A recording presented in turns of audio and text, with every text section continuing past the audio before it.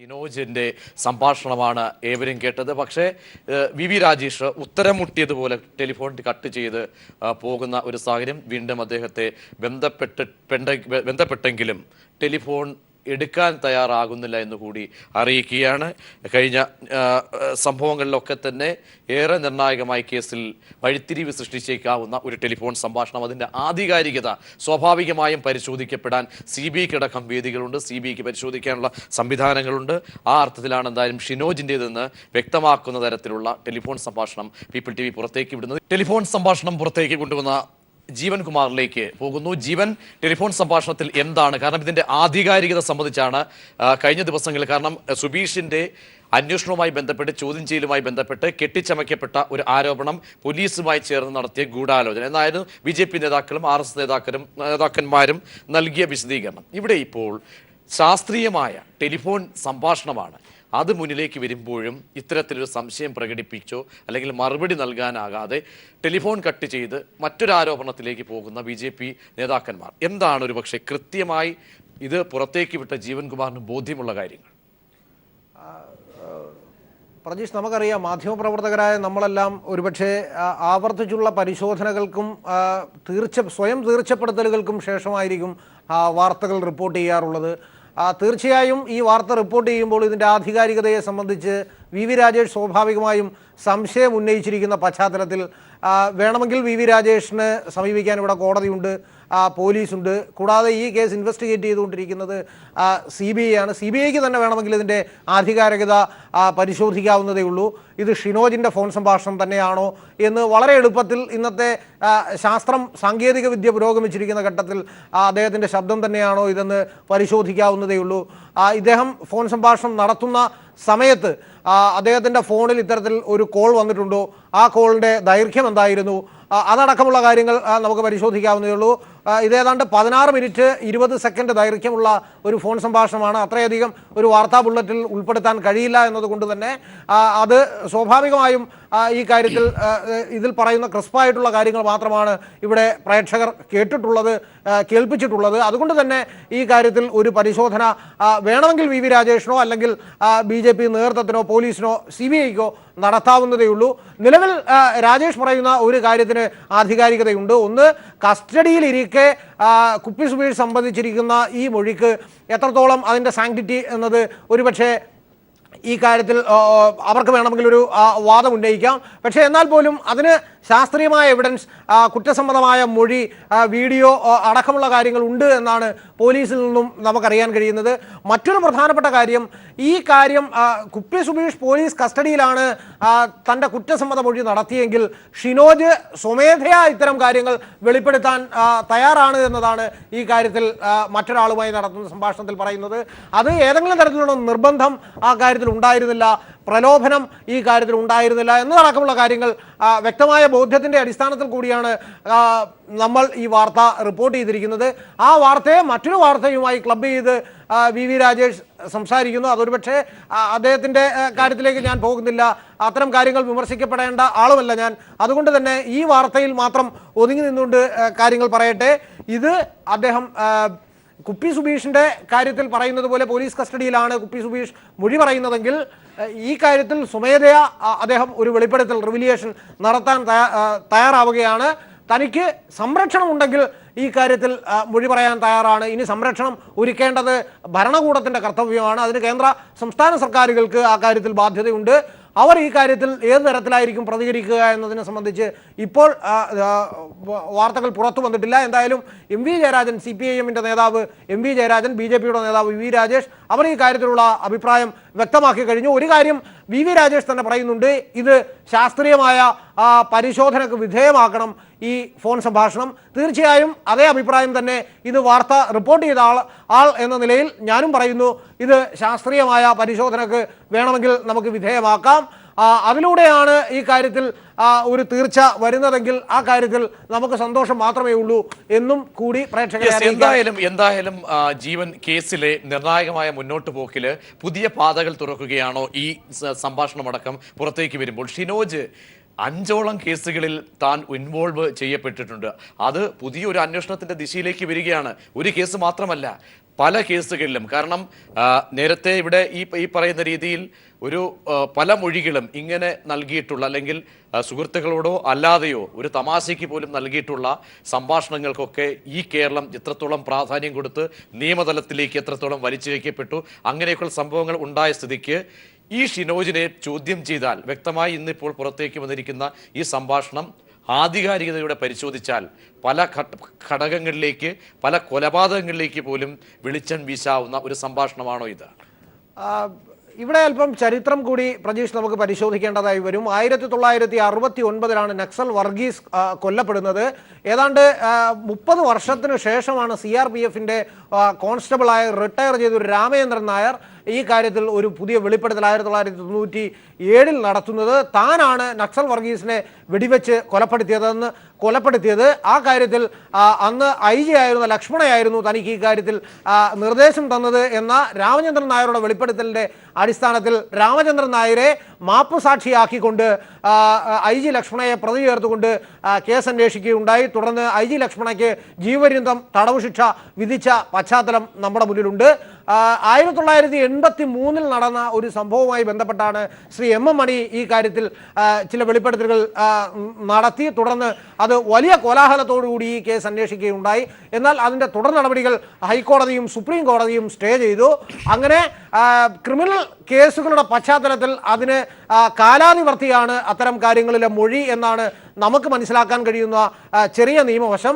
കാരണം ഏത് കാലഘട്ടത്തിൽ നടത്തിയ കുറ്റകൃത്യമാണെങ്കിലും അതിന് വർഷങ്ങൾ കഴിഞ്ഞുണ്ടാവുന്ന ഒരു റിവിലിയേഷൻ പോലും ആ കാര്യത്തിൽ വേണമെങ്കിൽ അന്നത്തെ അന്വേഷണ ഉദ്യോഗസ്ഥന് അല്ലെങ്കിൽ അന്വേഷണ ഏജൻസിക്ക് ഈ കാര്യത്തിൽ ആധികാരികമായി അതുകൂടി പരിശോധിക്കാനുള്ള ഒരു അനുവാദം ക്രിമിനൽ കേസുകളിൽ അഥവാ CRPC ക്രിമിനൽ നടപടിച്ചട്ടങ്ങളിൽ അനുശാസിക്കുന്നുണ്ട്. അതുകൊണ്ട് തന്നെ മുൻപ് നടന്ന, അതായത് 10 വർഷങ്ങൾക്ക് മുമ്പ് നടന്നൊരു കൊലപാതകമാണെന്നോ ആ കാര്യത്തിൽ കുറ്റപത്രം സമർപ്പിച്ചിട്ടുണ്ട് എന്നതുകൊണ്ടോ അതിൽ പുതിയ ചില വെളിപ്പെടുത്തലുകൾ വരുമ്പോൾ ആ കാര്യങ്ങൾ അഡീഷണലായി അന്വേഷിക്കുന്നതിന് അന്വേഷണ ഏജൻസിക്ക് മുന്നിൽ നിയമപരമായ തടസ്സങ്ങളില്ല എന്നതാണ് ക്രിമിനൽ നടപടിച്ചട്ടം തന്നെ പറയുന്നത്.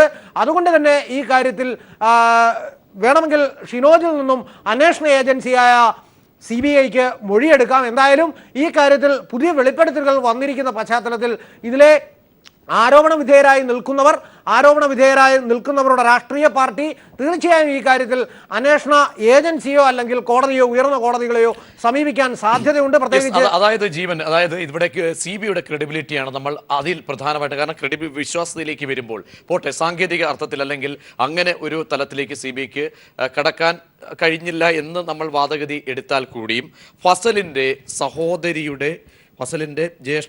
ഭാര്യയുടെ ജ്യേഷ്ഠത്തിയുടെ മകൻ ആദ്യം നൽകിയ ഒരു മൊഴി ഉണ്ടായിരുന്നു. അല്ലെങ്കിൽ മൊഴിയല്ല, അവിടെ അദ്ദേഹം പരസ്യമായി തന്നെ സർവകക്ഷി യോഗത്തിലടക്കം പറഞ്ഞ കാര്യങ്ങളുണ്ട്. അത് ഫസ്റ്റ് ഇൻവെസ്റ്റിഗേഷൻ റിപ്പോർട്ട് പരിശോധിച്ചാലൊക്കെ അവിടെ വന്ന മൊഴികളുണ്ട്. അതിനുശേഷമാണ് ഇത്തരത്തിലുള്ള ഗൂഢാലോചന അല്ലെങ്കിൽ സ്ഥിതിഗതികൾ മാറുന്ന തലത്തിലേക്ക് പോയത്. ഇതൊന്നും CBI പരിശോധിക്കപ്പെടാതെ പോവുകയാണോ ചെയ്തത്? പുതിയ ഒരു വാതിൽ തുറക്കുമ്പോൾ ഇത്തരം സംഭാഷണങ്ങളുണ്ട്. പലരുടെയും മൊഴികൾ സുബീഷ് പറഞ്ഞതുപോലെ പല NDFകാരും തനിക്ക് നേരെ വേട്ടയാട് താനാണ് കൊന്നതെന്ന് വിശ്വസിച്ചിരുന്ന NDFന്റെ വലിയൊരു വിഭാഗം ഉണ്ടായിരുന്നു. അവർ മൂലം തനിക്ക് ജീവഭീഷണി ഉണ്ടെന്ന് പോലും സുബീഷ് പറഞ്ഞിരുന്നു ഒരു ഘട്ടത്തിൽ. ഇതൊക്കെ കാണാതെ പോവുകയായിരുന്നു CBI ചെയ്തത്. അങ്ങനെയെങ്കിൽ വിശ്വാസ്യത കൂടുതൽ ഇവിടെ ചോദ്യം ചെയ്യപ്പെടുകയാണ്. പ്രജീഷ്, നിയമത്തിൻ്റെ ഒരു ആപ്തവാക്യം ഈ ഘട്ടത്തിൽ പ്രസക്തമാണ് എന്ന് എനിക്ക് തോന്നുന്നു. 1000 അപരാധികൾ രക്ഷപ്പെട്ടാലും ഒരു നിരപരാധി പോലും ശിക്ഷിക്കപ്പെടാൻ പാടില്ല എന്ന ഇന്ത്യൻ നീതിന്യായ വ്യവസ്ഥയുടെ ആധികാരികമായ ഒരു രൂപത്തിന് നേരെ ഉണ്ടാവുന്ന ഒരു വെല്ലുവിളി തന്നെയായിരുന്നു ഫസൽ കേസ് എന്ന് കഴിഞ്ഞ കുറച്ച് നാളുകളായി കേരളത്തിൽ ഒരു വിഭാഗം ജനങ്ങളെങ്കിലും വിശ്വസിക്കുന്നു. കാരണം ഒരു സംഭവം CPMന് വളരെ ശക്തി കേന്ദ്രമായ ഒരു സ്ഥലത്ത് ഉണ്ടാവുന്നു.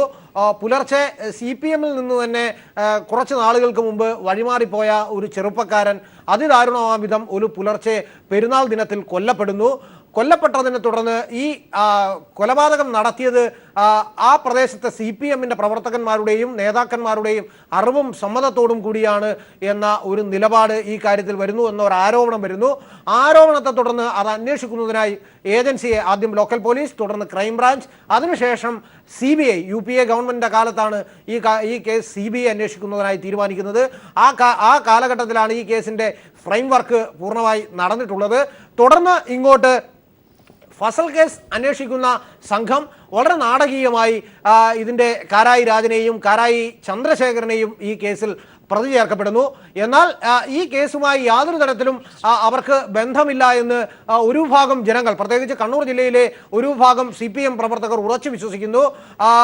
നേരിട്ടോ അല്ലാതെയോ യാതൊരു തരത്തിലും ബന്ധമില്ലാത്ത ഒരു കേസിൽ എങ്ങനെയാണ് ഇവർ പ്രതി ചേർക്കപ്പെട്ടത് എന്ന സ്വാഭാവികമായ ആകാംക്ഷയുടെ പ്രതിഫലനം എന്നോണമാണ് ഇപ്പോൾ ഈ കാര്യത്തിൽ പുതിയ ചില വെളിപ്പെടുത്തലുകൾ ഉണ്ടാവുന്നത്. അതിൽ ഏറ്റവും പ്രധാനമായി ഉണ്ടായത് പടുവിലായി മോഹനൻ വധക്കേസിൽ അടുത്തിടെ അറസ്റ്റിലായ RSS പ്രവർത്തകനായ കുപ്പി സുബീഷ് പോലീസിന്റെ കസ്റ്റഡിയിൽ നടത്തിയിട്ടുള്ള ചില മൊഴികൾ സംബന്ധിച്ച് ആണ്. അതിൽ ശബ്ദരേഖയും അതോടൊപ്പം വീഡിയോ ദൃശ്യങ്ങളും ഈ കാര്യത്തിൽ പോലീസ് ശേഖരിച്ചിട്ടുണ്ട്. ഈ കാര്യത്തിൽ തങ്ങളടങ്ങുന്ന സംഘമാണ് ഈ കാര്യത്തിൽ നടത്തിയത്. അതോടൊപ്പം സുബീഷിനെ കൂടാതെ ഈ കേസിൽ ഇൻവോൾവ് ആയ മറ്റൊരു പ്രതിയാണ് ഷിനോജ്. ആ ഷിനോജാണ് മറ്റൊരാളുമായി ഏതാനും ദിവസങ്ങൾക്ക് മുമ്പ് ഇത്തരത്തിൽ ഒരു ഫോൺ സംഭാഷണം നടത്തുന്നത്. തനിക്ക് ഈ കാര്യത്തിൽ കൂടുതലായി വെളിപ്പെടുത്തലുകൾ നടത്തണമെന്നുണ്ട്, എന്നാൽ തനിക്ക് നടത്താൻ കഴിയില്ല. കാരണം RSS തന്നെ അപായപ്പെടുത്തും എന്ന ധാരണ തനിക്കുണ്ട്. കാരണം 4-5 കേസുകളിൽ നേരിട്ട് ബന്ധമുള്ള ആളാണ്. പക്ഷെ ആ കേസുകളിലൊന്നും താൻ പ്രതിയായിട്ടില്ല, നേരിട്ട് ബന്ധമുള്ള ആളാണ്. അതുകൊണ്ട് തന്നെ തനിക്കെതിരെ ഈ കേസിൽ ഫസൽ കേസിൽ തനിക്ക് ഇൻവോൾവ്മെന്റ് ഉണ്ട് എന്ന് താൻ തുറന്നു പറഞ്ഞാൽ മറ്റ് കേസുകളിൽ കൂടി താൻ പ്രതിയാക്കപ്പെടാനുള്ള സാധ്യതയുണ്ട്. അതുകൊണ്ട് ഈ കാര്യത്തിൽ തനിക്ക് ഇപ്പോൾ വെളിപ്പെടുത്തൽ നടത്താൻ കഴിയില്ല. വെളിപ്പെടുത്തൽ നടത്തണമെങ്കിൽ തനിക്ക് ഈ കാര്യത്തിൽ സംരക്ഷണം ആവശ്യമാണ്.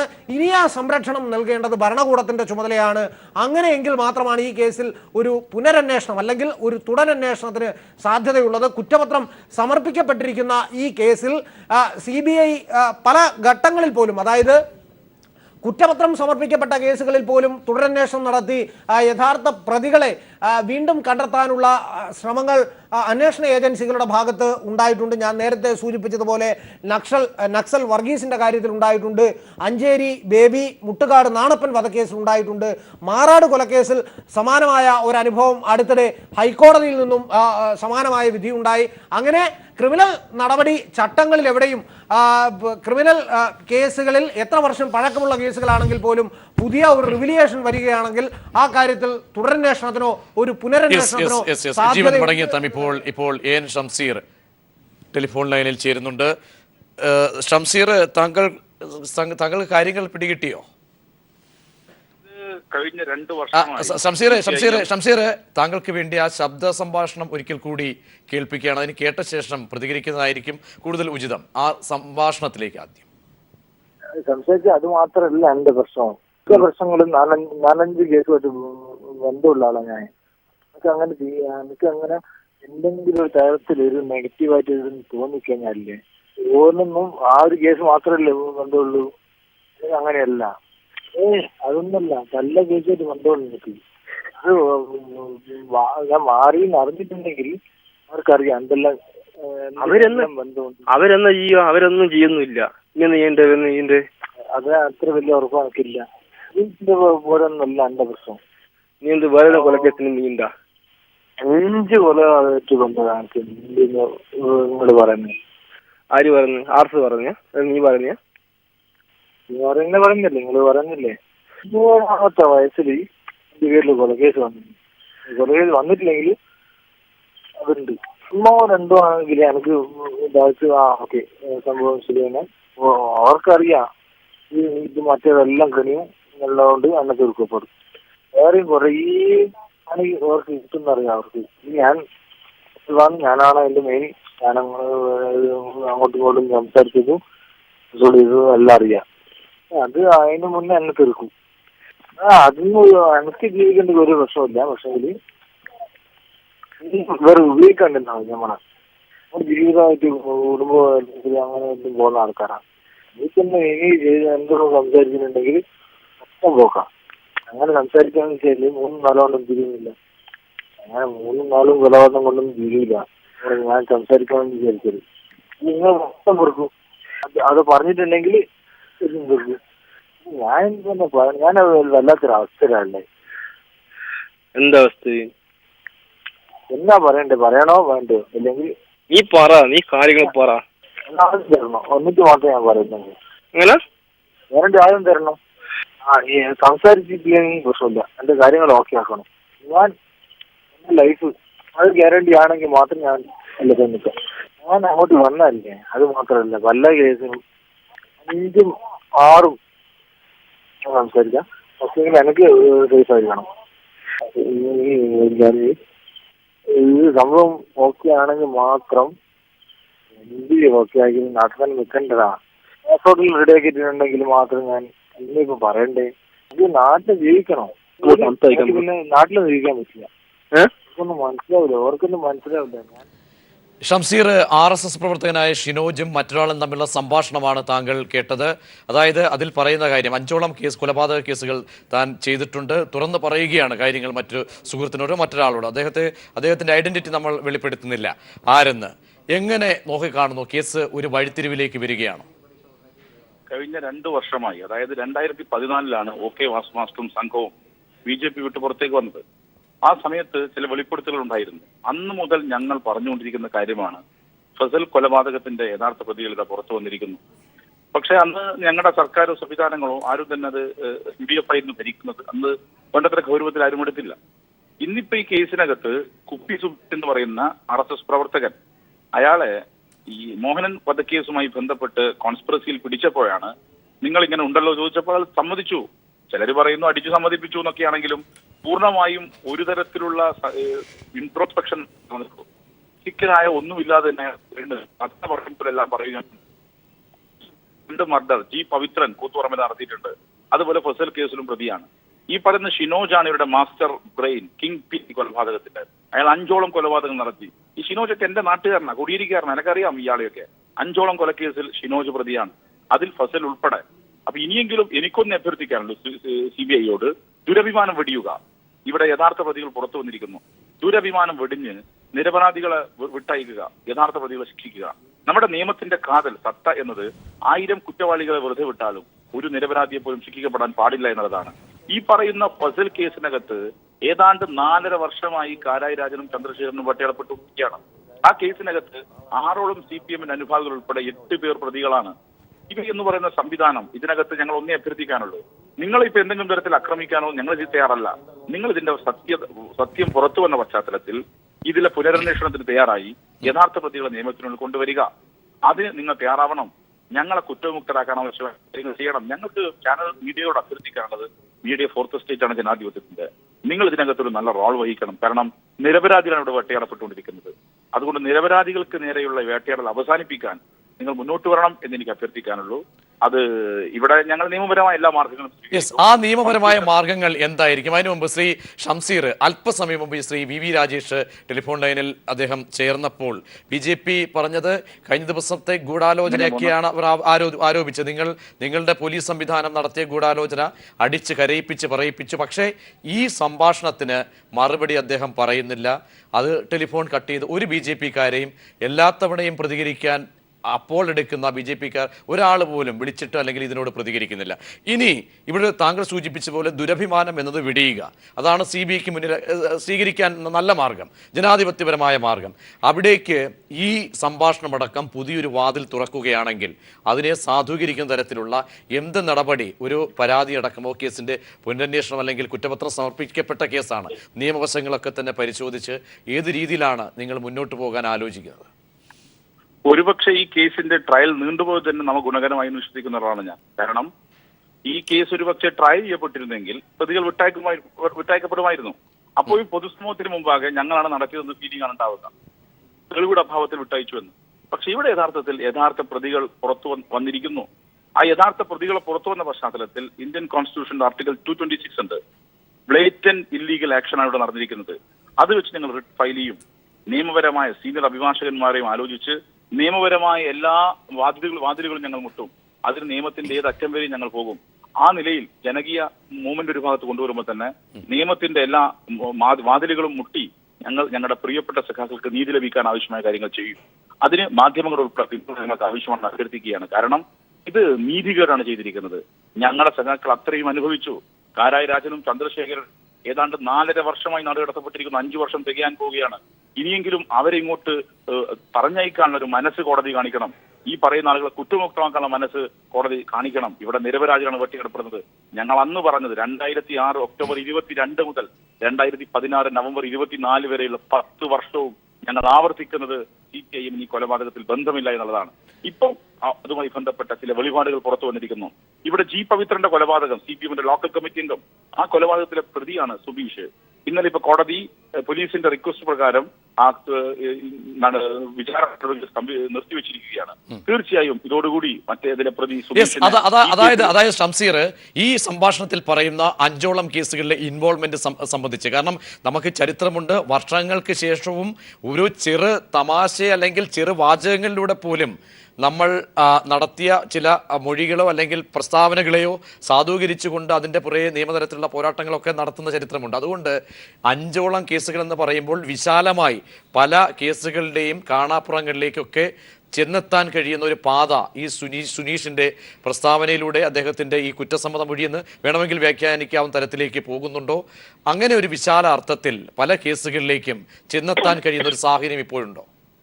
പൂർണ്ണമായും ആ നിലയിലുണ്ട് എന്ന് ഞങ്ങൾ വിശ്വസിക്കുന്നത്. കാരണം ഇവിടെ പവിത്രൻ കേസുണ്ട് ഒരു ഭാഗത്ത്. ഷിനോജ് എന്തുകൊണ്ടാണ്, ഞാൻ ചോദിക്കുന്നത്, എന്തുകൊണ്ടാണ് ഷിനോജ് നിരപരാധിയാണെങ്കിൽ പൊതുജനമധ്യത്തിൽ വരാത്തത്? അയാൾ ഇപ്പോൾ ഒളിവിലാണ്. പുലിപ്രതീഷ് അയാൾ ഗൾഫിൽ തിരിച്ചിങ്ങോട്ട് വരുന്നില്ലല്ലോ, എന്തേ വരാത്തത്? അതുപോലെ ഒരു ഗവൺമെന്റ് സർവീസിൽ കയറിയ ചെറുപ്പക്കാരനുണ്ട്, ഗവൺമെന്റ് സർവീസിൽ വാട്ടർ അതോറിറ്റിയിൽ, എന്തേ അയാളും രംഗത്ത് വരാത്തത്? ഇതിൽ പലരെയും RSSകാർ പൂഴ്ത്തിയിരിക്കുന്നു. അത് മാത്രമല്ല, സുബീഷ് ഉൾപ്പെടെ പറയുന്നത് തന്നെ ഒരുപക്ഷെ RSSകാർ കൊന്നേക്കാമെന്നാണ്. അതുകൊണ്ട് എനിക്ക് തോക്ക് വേണമെന്നാണ് സുബീഷ് പോയി പറഞ്ഞിരിക്കുന്നത്. എന്നെ RSSകാർ തന്നെ കൊല്ലാൻ സാധ്യതയുണ്ട്, അല്ലെങ്കിൽ NDF കൊല്ലാൻ സാധ്യതയുണ്ട്, കാരണം എന്റെ പേര് പുറത്തു വന്നിരിക്കുന്നു. അപ്പൊ അതിൽ നിന്ന് വളരെ ക്ലിയർ ആണ് ഇതിനാരാണ് ഇതിന്റെ പിന്നിൽ പ്രവർത്തിച്ചതെന്നുള്ളത്. ഒരു പാർട്ടിയെ, കൊലപാതക പാർട്ടിയേക്ക് മുദ്രകുത്തി അതിലെ ജനകീയ നേതാക്കന്മാരെ കൊലപാതകർക്ക് മുദ്രകുത്തിയതിന് ചരിത്രം നൽകുന്ന തിരിച്ചടിയാണിത്. അത് ഞങ്ങൾക്ക് നൽകുന്ന സന്ദേശം, ഏതായാലും സത്യം ജയിക്കും. ഇവിടെ സത്യം ജയിച്ചിരിക്കുന്നു. സത്യം ജയിച്ചു എന്ന് ഒരു റൗണ്ട് ജയിച്ചിരിക്കുന്നത് പൂർണ്ണമായ വിഷയത്തിലേക്ക് എത്തിക്കാൻ നിയമപരമായ എല്ലാ മാർഗങ്ങളും ഞങ്ങൾ സ്വീകരിക്കും.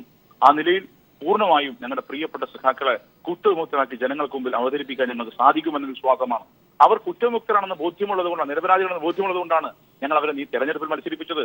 ജനങ്ങൾക്ക് ബോധ്യമുള്ളത് കൊണ്ടാണ് അവരേറ്റവും റെക്കോർഡ് തെരഞ്ഞെടുക്കപ്പെട്ടത്. അതുകൊണ്ട് ഈ കാര്യങ്ങളെല്ലാം നമ്മുടെ ആത്മവിശ്വാസം വർദ്ധിക്കുന്നു. നല്ല നിലയിൽ തന്നെ ഈ സഖാക്കൾക്ക് വേണ്ടിയുള്ള നിയമയുദ്ധം ഞങ്ങൾ തുടരും. അതാണ് അതുമായി ബന്ധപ്പെട്ട് സൂചിപ്പിക്കാൻ. ശ്രീ ഷംസീർ, ഒരു ചോദ്യം കൂടി. കാരണം ഈ അന്ന് തുടക്കത്തിൽ മുതൽ ഈ സംഭവം നടക്കുന്ന സമയം മുതൽ NDFന് കൂടി ബോധ്യമായിരുന്നില്ലേ ഇതിന്റെ പിന്നിൽ RSSകാർ തന്നെയാണെന്ന ബോധ്യമായിരുന്നില്ലേ? പിന്നീട് സാഹചര്യങ്ങളെ വളച്ചൊടിച്ച് മറ്റൊരു തലത്തിലേക്ക് എത്തിക്കുകയായിരുന്നു. 2, CBIക്ക് ഇക്കാര്യങ്ങൾ അടക്കം, കാരണം ഫസലിന്റെ ഭാര്യയുടെ ജ്യേഷ്ഠത്തിയുടെ മകന്റെ മൊഴിയുണ്ട്, ഇവരൊക്കെ പറഞ്ഞ സാഹചര്യങ്ങളിലേക്ക് CBIക്ക് എന്തേ പോകാൻ കഴിയാതെ പോയി? ഈ 2 കാര്യങ്ങൾക്കുള്ള മറുപടി കൂടി. CBI വളരെ മുൻവിധിയോടെ ഈ കേസിനെ സമീപിച്ചത്. അവർ കാലേക്കുട്ടി പ്രതികളെ തയ്യാറാക്കിയിരുന്നു ഇങ്ങോട്ട് വന്നത്. അവർ പ്രതികളെ തയ്യാറാക്കി പ്രതികളിലേക്ക് എത്താൻ വേണ്ടിയുള്ള കാര്യങ്ങൾ ഉണ്ടാക്കിയിട്ടാണ് ഇങ്ങോട്ട് വന്നത്. പലരെയും കള്ളസാക്ഷികളെ സൃഷ്ടിക്കുകയായിരുന്നു. കാരായി രാജൻ ഇന്നേ വരെ ബാലകൃഷ്ണനെ സ്വീകരിക്കാൻ റെയിൽവേ സ്റ്റേഷനിൽ പോവാറില്ല. കാരായി രാജന്റെ ഒരു ശീലം അങ്ങനെയാണ്. കാരായി രാജൻ കൊലപാതകം നടന്ന ദിവസം കോടിയേരി ബാലകൃഷ്ണനെ സ്വീകരിക്കാൻ റെയിൽവേ സ്റ്റേഷനിൽ പോയി എന്ന കള്ളക്കഥയാണ് CBI എഴുതിവിട്ടത്. കാരായി ചന്ദ്രശേഖരനെ കുറിച്ച് പറയുന്നത് അയാൾ അറിയാതെ നാട്ടിലൊന്നും നടക്കില്ല. ഇതൊക്കെ ചില അനുമാനങ്ങളാണ്. അനുമാനങ്ങൾ വെച്ചാണോ ഒരാളെ പ്രതിയാക്കേണ്ടത്? ഒരു ജനാധിപത്യ, ഒരു പോലീസ് ഇൻവെസ്റ്റിഗേഷൻ രീതിയിൽ ഇത് തെറ്റായ മാർഗമാണെന്ന് ഞങ്ങൾ പറയുന്നുള്ളൂ. അത് മാത്രമല്ല, പൊക്കിയ കള്ളക്കഥയാണ്. എന്താ, ഒരു വർഗീയ സംഘർഷം ഉണ്ടാക്കി മുസ്ലിം മനസ്സുകളെ CPMന്റെ കൂടെ നിർത്തിക്കുക എന്നുള്ളതായിരുന്നു അജണ്ട. CPMന്റെ മുസ്ലിം ബേസിന് വല്ല കോട്ടവും തലശ്ശേരിയിലുണ്ടോ? ഇല്ല. ഞാൻ തെരഞ്ഞെടുപ്പിൽ ജയിച്ചത് 35,000-ലധികം വോട്ടിനാണ്. അതിൽ എനിക്ക് ഭൂരിപക്ഷ വോട്ട് ലഭിച്ചത് മുസ്ലിം മൈനോറിറ്റീസിന്റെ വോട്ടാണ്, ലീഗിന്റെ ഉൾപ്പെടെ. ഞങ്ങളുടെ മുസ്ലിം ബേസിൽ എന്തെങ്കിലും കോട്ടം സംഭവിച്ചിരുന്നെങ്കിൽ തലശ്ശേരിയിൽ ഞാൻ ഉൾപ്പെടെ ഉൾപ്പെടെ എത്ര വോട്ട് ജയിക്കുമോ? അപ്പൊ തലശ്ശേരിയിലെ മുസ്ലിം ബേസിൽ ഒരു കോട്ടവുമില്ല. ഈ CBI കെട്ടിപ്പൊക്കിയ കഥ മുസ്ലിം ബേസിനകത്ത് ശക്തി ഉണ്ടാക്കാൻ വേണ്ടി ഒരു വർഗീയ കലാപം ആസൂത്രണം ചെയ്ത് അതിലൂടെ മതന്യൂനപക്ഷം രക്ഷിക്കാൻ പുറപ്പെടുന്ന പാർട്ടിയുടെ CPM എന്ന് വരുത്തി തീർത്ത് മുസ്ലിങ്ങളെ കൂടെ നിർത്തി എന്നുള്ള കള്ളക്കഥയായിരുന്നു. ആ കള്ളക്കഥ ഉൾപ്പെടെ ഇവിടെ പാളിപ്പോയിരിക്കുന്നു എന്നാണ് എനിക്ക് ഈ വേളയിൽ ഓർമ്മിപ്പിക്കാനുള്ളത്. പിന്നെ അത് മാത്രമല്ല, ഇതിൽ തുടക്കം മുതൽ CBI NDF പറഞ്ഞത് 2006 ഒക്ടോബർ 22-നാണ് ഫസൽ കൊല്ലപ്പെടുന്നത്. അന്ന് വൈകുന്നേരം തലശ്ശേരി RD ഓഫീസിൽ ചേർന്ന യോഗത്തിൽ വളരെ കൃത്യമായി NDFന്റെ ജില്ലാ കൺവീനർ കൊലപാതകത്തിന് RSS ആണെന്നതാണ് അന്ന് പിന്നീട് പല രീതിയിൽ മാറ്റി പറഞ്ഞു. അതെന്താണെന്ന് പിന്നീട് തെളിയിക്കേണ്ട കാര്യമാണ്. ശരി, എന്തായാലും പുതിയ പാത, ഷംസീർ വളരെ നന്ദി. പുതിയ പാത കൂടി നിയമതലത്തിലേക്ക് പോകാനുള്ള സാഹചര്യം കൂടി ശബ്ദ സംഭാഷണത്തിലൂടെ സംസാരത്തിലൂടെ ഷിനോജിൻ്റെ അടക്കമുള്ള സംഭാഷണങ്ങളിലൂടെ ഉടലെടുക്കുകയാണ്.